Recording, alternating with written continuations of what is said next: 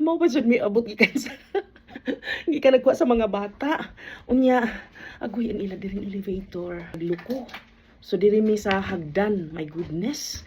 Gikan sa first floor ning naog pa dito sa basement.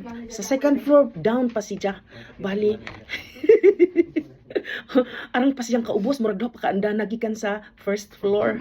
Nya, ang isa ka floor 18 steps. Goodness, murag hanga gadzud ko gihingal gadzud insakto ang tiguang tawo. Bali 4, 5, 6. 6 ka floors ang among gisaka. Unya ang isa ka floor 18 nga steps. 108 ka steps ang among gisaka. Goodness. Kapoy.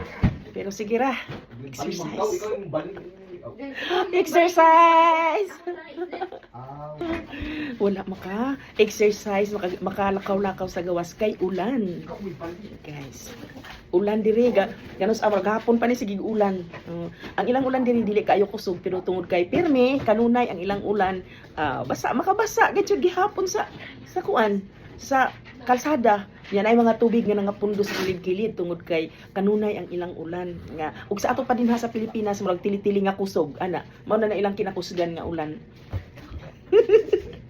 Wala ta ka exercise, wala ta ka baktas-baktas sa kalsada kay ulan.